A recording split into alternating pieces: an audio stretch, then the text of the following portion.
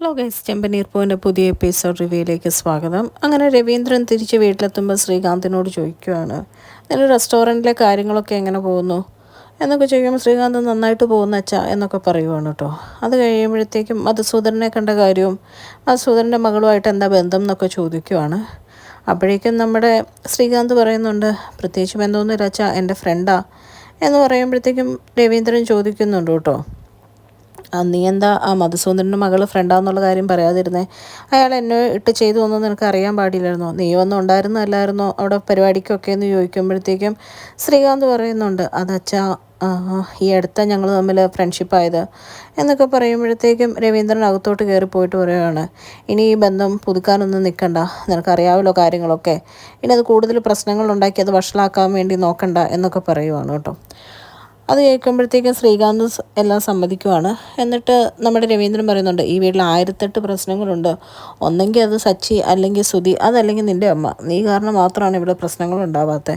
ഇനി നീ കാരണം കൂടി ഇവിടെ പുതിയ പ്രശ്നങ്ങൾ ഉണ്ടാവരുതെന്നൊക്കെ പറയുവാണ്. എന്നിട്ട് പറയുന്നുണ്ട്, ഇതൊന്നും സച്ചി അറിയണ്ട എന്ന് പറയുവാണ്. അപ്പോൾ ഇതെല്ലാം ശ്രീകാന്ത് സമ്മതിച്ചിട്ട് ശ്രീകാന്ത് അവിടെ നിന്ന് നേരെ വർക്കിന് പോവുകയാണ് കേട്ടോ. രവീന്ദ്രൻ നേരെ അകത്തെത്തുമ്പോഴത്തേക്കും ചന്ദ്ര പറയുന്നുണ്ട്, അവനെന്തിനാണ് അവിടെ പോയി കിടക്കുന്നത്, ഇങ്ങോട്ട് തിരിച്ച് വിളിക്കുക, ഇത് ആടിമാസമല്ലേ എന്നൊക്കെ ഇങ്ങനെ പറയുവാണ്. അപ്പോഴത്തേക്കും നമ്മുടെ രവീന്ദ്രൻ പറയുന്നുണ്ട്, നിൻ്റെ ഈ ചാട്ടവും കൂടെ എന്തിനാന്നൊക്കെ എനിക്ക് മനസ്സിലാവുന്നുണ്ട്, കൂടുതൽ എന്നെ കൊണ്ടൊന്നും പറയിക്കണ്ട എന്ന് പറയുമ്പോഴത്തേക്കും സച്ചിയുടെ വണ്ടി വരുവാണ് കേട്ടോ. അപ്പോഴേക്കും ചന്ദ്ര മനസ്സിൽ ചിന്തിക്കുവാണ്, ഞാൻ അവളെ വിളിച്ച് പേടിപ്പിച്ചതിന് ബലമുണ്ടായി, ദേ പറഞ്ഞു വിട്ടു എന്ന് പറയുമ്പോൾ സച്ചി അകത്തോട്ട് വരുമ്പം ദേ പുറകെ ഒരു ബാഗൊക്കെ ആയിട്ട് രേവതിയും വരുന്നു. ഇത് കാണുന്ന ചന്ദ്രയ്ക്ക് തീരെ ഇഷ്ടപ്പെടുന്നില്ല കേട്ടോ. അപ്പോൾ ചന്ദ്ര പറയുന്നുണ്ട്, ഇതെന്താ ഇവളിങ്ങ് വന്നേക്കുന്നത്, ഇവളെ കൊണ്ടാണോ വന്നേക്കുന്നത്, ഇവളെ കൊണ്ട് തിരിച്ച് വീട്ടിലോട്ട് വിട്, ഇത് ആടിമാസമല്ലേ, ഈ പിരിഞ്ഞിരിക്കണം എന്ന് എനിക്കറിയാൻ പാടില്ലേ, എത്ര തവണ നിന്നോട് പറഞ്ഞു എന്നൊക്കെ ചോദിച്ച് സച്ചിനെ പിടിച്ചൊരു തള്ളുവാണ് കേട്ടോ. സച്ചിയാണെങ്കിൽ ചെന്ന് നേരെ രേവതിയുടെ മേത്തേക്ക് വീഴുവാണ്. ഇതൊക്കെ കാണുന്ന രവീന്ദ്രൻ ഇങ്ങനെ നോക്കി നിന്ന് ചിരിക്കുവാണ് കേട്ടോ. അപ്പോൾ ചന്ദ്ര പറയുന്നുണ്ട്, നിങ്ങളിങ്ങനെ നോക്കി നിന്ന് ആസ്വദിക്കാതെ എന്താണെന്ന് ചോദിക്കും മനുഷ്യ എന്ന് പറയുമ്പോഴത്തേക്കും ചന്ദ്രയോട് രവീന്ദ്രൻ പറയാം, നീ അടങ്ങുക, ഞാൻ ചോദിക്കട്ടെ, എന്താ മോളെ അവിടെ എന്തെങ്കിലും പ്രശ്നമുണ്ടോ എന്നിങ്ങനെ ചോദിക്കുമ്പോഴത്തേക്കും നമ്മുടെ രേവതി പറയാണ്, ഇല്ലച്ച ഒന്നുമില്ല എന്ന് പറയുമ്പോഴത്തേക്ക് സച്ചി പെട്ടെന്ന് പറയാം, ഉണ്ടച്ച പ്രശ്നമുണ്ട്, വയറിൻ്റെ വലിയൊരു പ്രശ്നമാണ് എന്ന് പറയുമ്പോഴത്തേക്കും രവീന്ദ്രൻ ചോദിക്കുക, എന്താ നിനക്ക് വയറിന് സുഖമില്ലേ? അതല്ല അച്ഛാ, ഇവിടെയാണെങ്കിൽ കറക്റ്റ് ഫുഡൊന്നും കിട്ടത്തില്ലോ, അവളാണെങ്കിൽ ഉണ്ടെങ്കിൽ ഫുഡും എൻ്റെ കാര്യങ്ങളൊക്കെ നോക്കിക്കോളും എന്നുള്ള രീതിയിൽ പറയുവാണ് കേട്ടോ. അപ്പോഴും ചന്ദ്ര പിന്നെയും പറയുന്നുണ്ട്, ഇത് ആടിമാസമാണെന്ന് നിനക്ക് അറിയാൻ പാടില്ലേ, എത്ര തവണ നിന്നോട് പറയണം, നീ ആയിരിക്കുമല്ലേ ഇവനെയോട് നിർബന്ധിച്ചിങ്ങ് പോകുന്നേ എന്ന് പറയുമ്പോഴേക്കും രേവതി പറയുന്നുണ്ട്, ഞാനല്ല, സച്ചിയേട്ടൻ നിർബന്ധിച്ചുകൊണ്ടാണ് ഞാൻ വന്നതെന്ന് പറയുമ്പോഴത്തേക്കും സച്ചി നേരെ തിരിച്ചു ചോദിക്കുക, അല്ലേ ഈ ആടിമാസമൊന്നും അമ്മയ്ക്ക് ബാധകമല്ലേ, ഈ കല്യാണം കഴിഞ്ഞിട്ട് അമ്മ ഒരിക്കൽ പോലും അമ്മയുടെ വീട്ടിൽ പോയി നിന്നിട്ടില്ല എന്ന് അച്ഛൻ പറഞ്ഞിട്ടുണ്ടല്ലോ, ശരിയല്ലേ അച്ഛാന്ന് ചോദിക്കുമ്പോഴേക്കും രവീന്ദ്രൻ സമ്മതിക്കുവാണ് കേട്ടോ. അത് കഴിയുമ്പോഴേക്കും പറയുന്നുണ്ട്, എന്നൊരു കാര്യം ചെയ്യുക, അമ്മയുടെ വീട്ടിലോട്ട് വിട്ടോ എന്ന് പറയുമ്പോഴത്തേക്കും ചന്ദ്രയ്ക്ക് ആകെ ഒന്നും മിണ്ടാൻ പറ്റാത്ത അവസ്ഥയായി പോവുകയാണ് കേട്ടോ. അത് കഴിയുമ്പോഴത്തേക്ക് രവീന്ദ്രൻ പറയുന്നുണ്ട്, അതൊക്കെ പണ്ടായിരുന്നു, കല്യാണം കഴിഞ്ഞ് 10 മാസത്തെ പിള്ളേരൊക്കെ ഉണ്ടാകുന്ന കാലത്താടാ ഇങ്ങനെ മാറി നിൽക്കണം ഭാര്യയും ഭർത്താവും എന്നൊക്കെ, ഇപ്പം അതൊന്നും ഇല്ലെങ്കിലും വലിയ കുഴപ്പമൊന്നുമില്ല എന്ന് പറയുവാണ്. അത് കേൾക്കുമ്പോൾ സച്ചി പറയാണ്, രേവതി നീ എൻ്റെ കൂടെ എന്ന് പറഞ്ഞ് വിളിച്ചുകൊണ്ട് പോവുകയാണ്. അങ്ങനെ അവർ നേരെ മുറിയിലോട്ട് ചെല്ലുവാണ് കേട്ടോ. ഇതെല്ലാം കണ്ട് ചന്ദ്രയ്ക്ക് ഒന്നും മിണ്ടാൻ പറ്റാതെ ആകെ അവിടെ വീർപ്പ് മുട്ടി നിൽക്കുവാണ്.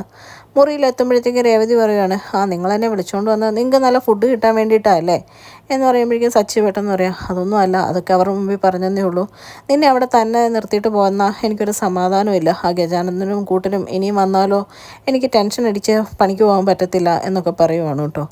അത് കഴിയുമ്പോഴത്തേക്കും സച്ചി പറയുന്നുണ്ട്, ഇവിടെ ആകുമ്പോഴത്തേക്കും എനിക്ക് സമാധാനമുണ്ട് എന്ന് പറയുമ്പോൾ രേവതി പറയുകയാണ്, അപ്പോൾ അമ്മേ ശരത്തും ദേവും ഒക്കെ അവിടെ ഇനി എന്തെങ്കിലും പ്രശ്നം ഉണ്ടാക്കുമോ ഗജാനന്ദൻ വന്നെന്ന് ചോദിക്കുമ്പോഴത്തേക്കും സച്ചി പറയുന്നുണ്ട്, അതൊന്നുമില്ല, നീ അവിടെ ഇല്ലയെന്ന് പറഞ്ഞാൽ അവൻ ആ വഴിക്ക് വരത്തില്ല എന്നൊക്കെ പറയുവാണ് കേട്ടോ.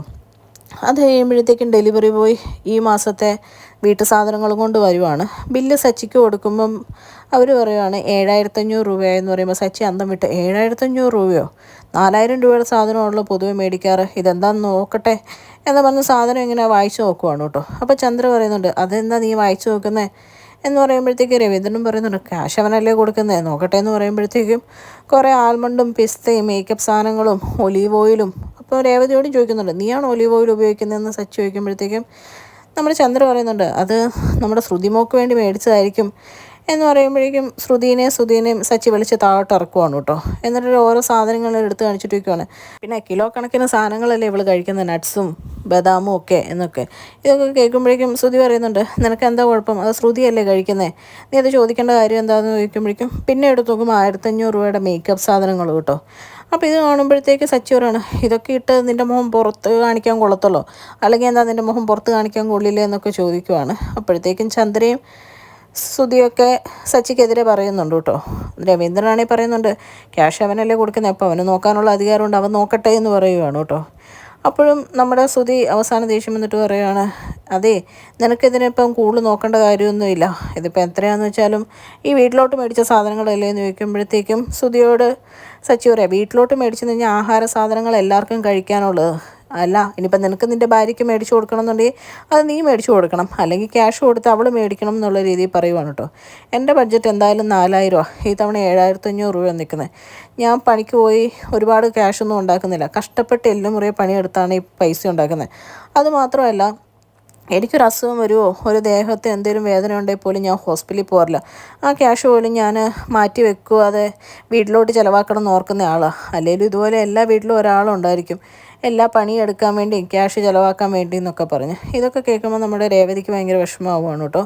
രവീന്ദ്രനും സങ്കടമാവുകയാണ്. ചന്ദ്രയ്ക്കാണെങ്കിൽ ഒന്നും മിണ്ടാൻ പറ്റാത്ത രീതിയിൽ നിൽക്കുവാണ്. അത് കഴിയുമ്പോൾ ശ്രുതി ഇങ്ങനെ തല കുനിച്ച് നാണം കെട്ട് നിൽക്കുവാണ് കേട്ടോ.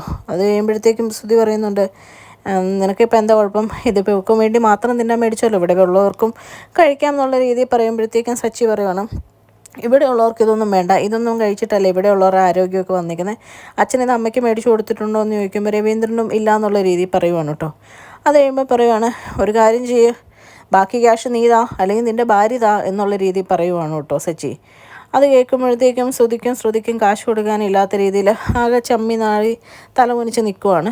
അപ്പോൾ ചന്ദ്രയോട് പറയുന്നുണ്ട്, ചന്ദ്ര ഈ ചാട്ടം കാണുമ്പോഴത്തേക്കും സച്ചി പറയുന്നുണ്ട്, അല്ലെങ്കിൽ നിങ്ങൾ ആ ക്യാഷ് എനിക്ക് കുഴപ്പമൊന്നുമില്ല, ആരായാലും തന്നാൽ മതി എന്നുള്ള രീതിയിൽ പറയുവാണ് കേട്ടോ. അങ്ങനെ ഇതെല്ലാം കേട്ട് ആകെ വിഷമിച്ച് നിൽക്കുന്ന രേവതിയെ കാണിച്ചുകൊണ്ടാണ് കേട്ടോ ഇന്നത്തെ എപ്പിസോഡ് അവസാനിക്കുന്നത്. ചാനൽ ഇഷ്ടപ്പെട്ട് കഴിഞ്ഞാൽ ലൈക്ക് ചെയ്യാനും സബ്സ്ക്രൈബ് ചെയ്യാനും കമൻറ്റ് ചെയ്യാനും മറക്കരുത്. Thank you.